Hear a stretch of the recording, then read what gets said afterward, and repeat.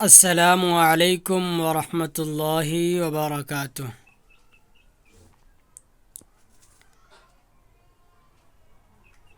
آج کا سوال کچھ الگ ہے جو اسلام کے تعلق سے پوچھا گیا ہے۔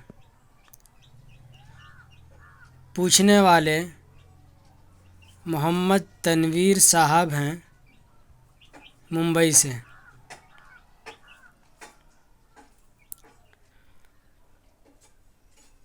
سوال یہ ہے کہ تمام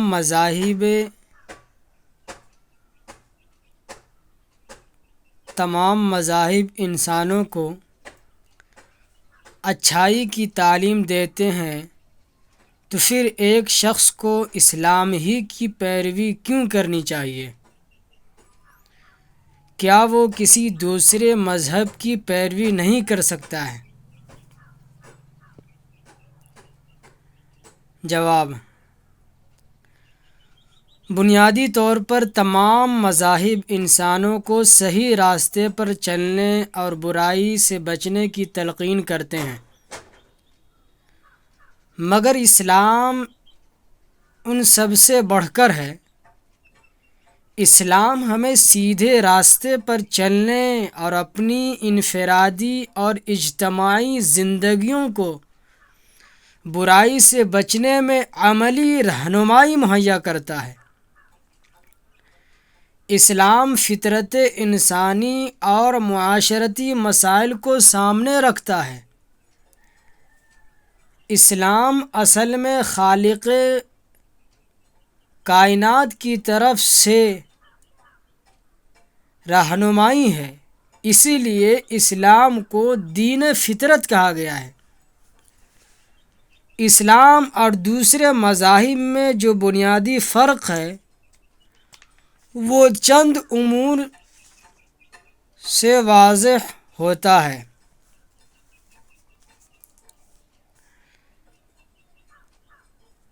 تمام مذاہب یہ تعلیم دیتے ہیں کہ چوری اور لوٹ مار یہ برا عمل ہے۔ اسلام بھی یہی کہتا ہے۔ پھر اسلام اور دوسرے مذاہب میں کیا فرق ہے؟ تو فرق یہ ہے کہ اسلام یہ بتانے کے ساتھ ساتھ کہ چوری اور لوٹ مار برا کام ہے، وہ ایسا سماجی نظام بھی مہیا کرتا ہے جس میں لوگ لوٹ مار نہیں کریں گے۔ اس کے لیے اسلام یہ کرتا ہے کہ اسلام فلاح انسانی کے لیے زکوٰۃ کا نظام پیش کرتا ہے۔ اسلام کہتا ہے کہ جس شخص کی مالی بچت حد نصاب 85 گرام یعنی 7.5 تولہ سونا یا اس کی مالیت کو پہنچ جائے تو اس میں سے ہر سال 2.5% اللہ کے راستے میں، اللہ کی راہ میں تقسیم کرنا ہے۔ اگر وہ شخص اور ہر شخص پوری ایمانداری سے زکوٰۃ ادا کرتا رہے تو اس دنیا سے غربت کا خاتمہ ہو جائے گا اور غریبی ختم ہو جائے گی، جو کہ لوٹ مار کی اصل وجہ ہے۔ اسلام چور کا ہاتھ کاٹنے کی سزا دیتا ہے، جیسا کہ سورہ مائدہ سورہ نمبر 5 آیت نمبر 38 میں ہے۔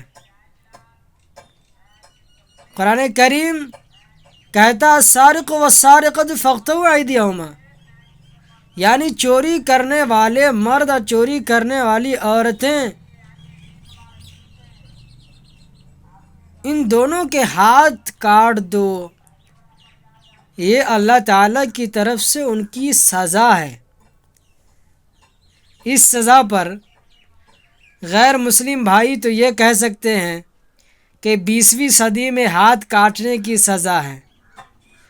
اسلام تو ایک ظالمانہ اور وحشیانہ مذہب ہے، لیکن ایسا کہنا حقیقت کے برعکس ہے۔ امریکہ کو اس وقت دنیا میں سب سے زیادہ ترقی یافتہ ملک سمجھا جاتا ہے،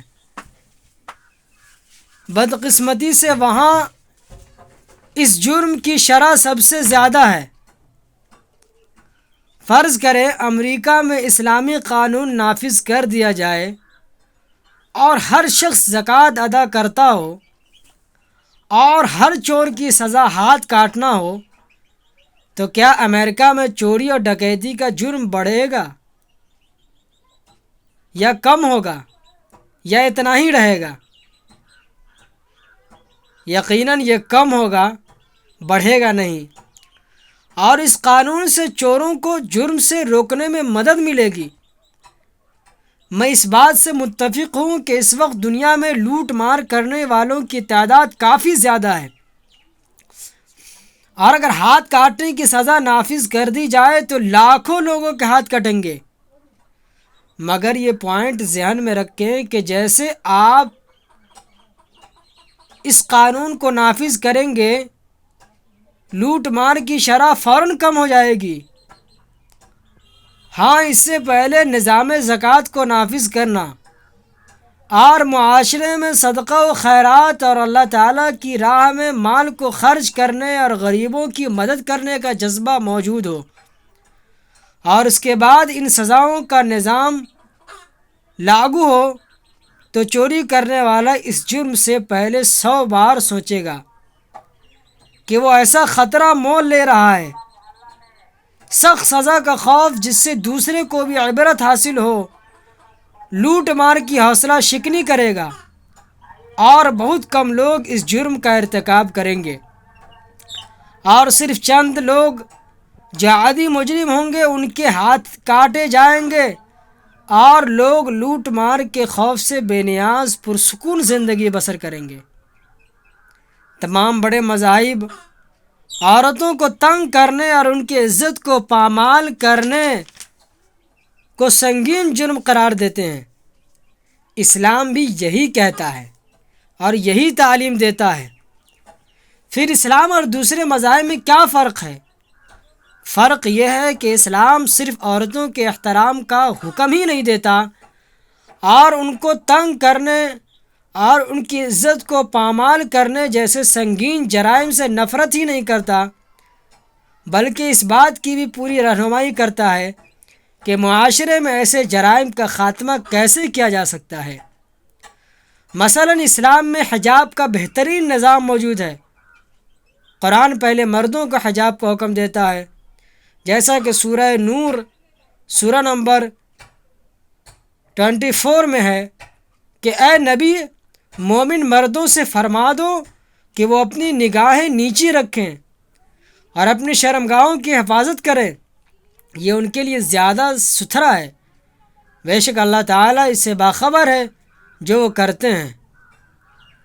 آیت 30۔ اسلام کہتا ہے کہ کوئی شخص کسی غیر محرم کو دیکھے تو اسے چاہیے کہ وہ فوراً اپنی نگاہیں نیچی کر لیں۔ اسی طرح عورتوں کے حجاب کا ذکر سورہ نور سورہ نمبر 24 آیت نمبر 31 میں ہے کہ اے نبی، آپ فرما دیں مومن عورتوں کو کہ وہ نگاہیں نیچی رکھیں اور اپنی شرمگاہوں کی حفاظت کریں اور اپنی زینت کے مقامات کو ظاہر نہ کریں، سوائے اس کے کہ جو ظاہر ہونا ناگزیر ہے اور ضروری ہے۔ وہ اپنی اوڑھنیاں اپنے گریبانوں پر ڈال لے رہے ہیں اور اپنی زینت ظاہر نہ کریں، مگر اپنے خاوندوں پر یا اپنے باپ پر یا اپنے خسر یا اپنے بیٹوں یا اپنے شوہر کی بیٹیوں یا اپنے بھائیوں پر، اپنے بھتیجوں پر، اپنے بھانجوں پر، یا اپنی مسلمان عورتوں یا اپنے کنیزوں، یا وہ خدمت گار مرد جو غرض نہ رکھنے والے ہوں، یا وہ لڑکے جو ابھی واقف نہیں عورتوں کے پردے سے، اور وہ اپنے پاؤں زمین پر نہ ماریں کہ وہ جو اپنے عزت چھپائے ہوئے ہیں پہچان لی جائے۔ اے ایمان والو، تم سب کے سب اللہ کے سامنے توبہ کرو تاکہ تم فلاح پا جاؤ۔ حجاب یہ ہے کہ سارا جسم ڈھکا ہوا ہو اور صرف چہرہ اور ہاتھ کھلے رکھے جائیں، اور اگر عورتیں چاہیں تو وہ ان کو بھی ڈھانپ سکتی ہیں۔ بعض علماء تو کہتے ہیں کہ چہرہ ڈھانپنا لازمی ہے۔ اللہ تعالیٰ نے حجاب کا حکم کیوں دیا اس کے بارے میں سورہ احزاب سورہ نمبر 33 آیت نمبر 59 میں ہے کہ اے نبی اپنی بیٹیوں، اپنی بیویوں کو اور مومن عورتوں کو فرما دیں کہ وہ اپنے اوپر اپنی چادریں ڈال لیا کرے، یہ ان کے لیے قریب تر ہے کہ ان کی پہچان ہو جائے اور انہیں نہ ستایا جائے، اور اللہ تعالیٰ بخشنے والا نہایت مہربان ہے۔ مثال کے طور پر فرض کرے 2 جڑواں بہنیں ہیں اور دونوں خوبصورت ہیں، اور وہ ایک گلی میں جا رہی ہو، ایک نے اسلامی حجاب پہنا ہو جبکہ دوسری بہن فیشن والا لباس پہنا ہو۔ گلی کے نکڑ پر ایک بدمعاش کھڑا ہوا ہو، کسی لڑکی کو چھیڑنے کا منتظر ہو، وہ کس سے چھیڑے گا بتائیے آپ لوگ؟ حجاب میں ملبوس لڑکی سے چھیڑے گا یا فیشن یا جینس پینٹ والی لڑکی کو چھیڑے گا؟ وہ لباس جو جسم کو چھپانے کے بجائے نمایاں کرتا ہے، وہ مخالف جنس کو چھیڑ چھاڑ اور بدکاری کی دعوت دیتا ہے۔ اس لیے قرآن کریم کہتا ہے کہ حجاب عورت کو اس سے محفوظ رکھتا ہے۔ اسی طریقے سے اسلام عصمت دری کرنے والے کو سزائے موت دیتا ہے۔ زنا کی سزا رجم یعنی سنسار کرنا اور کوڑے مارنا ہے۔ ہمارے غیر مسلم بھائی یہ کہتے ہیں کہ اتنی بڑی سزا! بہت سے لوگ اسلام کو وحشیانہ اور ظالمانہ مذہب سمجھتے ہیں، لیکن ایسا نہیں ہے۔ میں نے بہت سے غیر مسلموں سے یہ پوچھا ہے کہ فرض کرے خدا نخواستہ کوئی آپ کی بیوی، ماں یا بہن سے زیادتی کرتا ہے، ان کی عزت کو پامال کرتا ہے، اور آپ کو جج بنا دیا جائے اور مجرم کو آپ کے سامنے لایا جائے تو آپ اس کے لیے کون سی سزا تجویز کریں گے؟ سب نے جواب دیا ہم اسے قتل کر دیں گے، اور کچھ نے تو یہاں تک کہا کہ ہم اس پر اس وقت تک تشدد کرتے رہیں گے، سختی کرتے رہیں گے جب تک کہ اس کی جان نہ نکل جائے۔ اگر کوئی آپ کی بیٹی، بیوی، بہن یا ماں کی عصمت دری کرے تو آپ اسے قتل کرنا چاہیں گے، مگر جب کسی اور کی بیوی، بہن، بیٹی یا ماں کے ساتھ کوئی ایسا کرے اور اسے سزا دی جا رہی ہو تو آپ اس سزا کو ظالمانہ اور وحشیانہ کیسے کہہ سکتے ہیں؟ کیا یہ دوہرا معیار ہے یا نہیں ہے؟ بتائیے آپ۔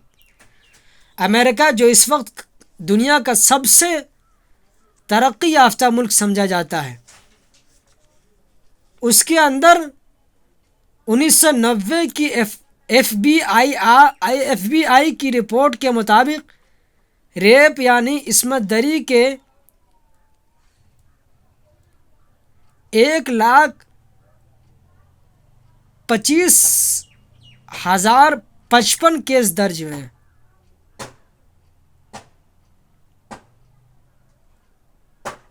بتائیے، ان مقدمات کے بارے میں کہا گیا ہے یہ صرف 16% مقدمات ہیں جو درج ہوئے ہیں یا ان کی رپورٹ کی گئی ہے۔ 1990 کے ان مقدمات کی صحیح تعداد جاننے کے لیے ان کو اگر اس تعداد کو سال کے دنوں پر تقسیم کیا جائے تو روزانہ تقریباً 1756 کیسز بنتی ہے۔ بعد میں ایک اور رپورٹ آئی جس کے مطابق اس سال ان کے واقعات کی اوسطاً تعداد 19,000 واقعات روزانہ پیش آتے ہیں۔ آپ بتائیے، امریکہ کے محکمہ انصاف کے نیشنل کرائم سروے بیورو کے مطابق 1996 میں 3,70,000 واقعات کی رپورٹ کی گئی ہے، اور یہ تعداد اصل تعداد کا صرف 31% ہے۔ اب بتائیں، تقریباً ان واقعات کی اصل تعداد 99,000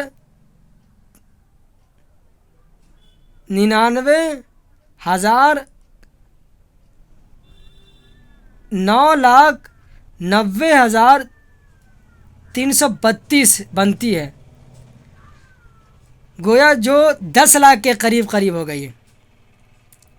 یعنی امریکہ میں اس سال ہر 32 سیکنڈ کے بعد آبروریزی اور ریپ کا ایک واقعہ پیش آیا ہے۔ امریکی اب اس جرم میں مزید دلیر ہو گئے ہیں۔ 1990 کی FBI کی رپورٹ کے مطابق 1990 کی بتا رہا ہوں 1990 کی FBI کی رپورٹ کے مطابق وہاں جتنے واقعات کی رپورٹ کی گئی ہے ان میں صرف 10% مجرم گرفتار کیے گئے ہیں۔ بتائیں، جو کل تعداد کا 1.6% تھے۔ ان گرفتار لوگوں میں سے 50% مجرموں کو مقدمہ قائم ہونے کی نوبت آنے سے پہلے ہی چھوڑ دیا گیا۔ مطلب یہ ہے کہ صرف 0.8% مجرموں کو مقدمات کا سامنا کرنا پڑا ہے۔ اب آپ اس کو یوں سمجھ لیں کہ اگر ایک شخص 125 مرتبہ یہ جرم کرتا ہے تو اسے صرف ایک بار سزا ملنے کا امکان ہے۔ ایک دوسری رپورٹ کے مطابق 50% لوگ جن کو ان مقدمات کا سامنا کرنا پڑا ہی نہیں، 1 سال سے بھی کم قید کی سزا ہوئی ہے۔ امریکی قانون میں اس جرم کی سزا 7 سال قید ہے، مگر پہلی دفعہ ایسا جرم کرنے والے کے ساتھ جج نرمی اختیار کرتا ہے۔ ذرا سوچے کہ ایک شخص 125 دفعہ جرم کرتا ہے اور اس کے مجرم ٹھہرائے جانے کا 1% امکان ہوتا ہے، اور اس میں بھی نصف مرتبہ جج نرمی کا رویہ اختیار کرتے ہوئے اسے 1 سال سے بھی کم مدت کی سزا دیتا ہے۔ فرض کریں امریکہ میں اسلامی شریعت کو نافذ کر دیا جائے، جب کوئی شخص کسی عورت کی طرف دیکھے تو اپنی نظروں کو نیچا کر لے اور ہر عورت حجاب میں رہے اور اس کا سارا جسم سوائے ہاتھوں اور چہروں کے ڈھکا ہوا ہو، اس صورتحال میں کوئی کسی کی آبروریزی کرتا ہے اور مجرم کو شرعی سزا دی جاتی تو سوال یہ پیدا ہوتا کہ اس طرح اس جرم کی شرح بڑھ جائے گی، وہی رہے گی، یا کم ہو جائے گی؟ یقیناً ہر ایک سینسٹیو اور سینس لگا کر سمجھے گا کہ یقیناً کم ہو جائے گی، اور یہ نفاذ شریعت اسلامی کی برکت کا نتیجہ ہے۔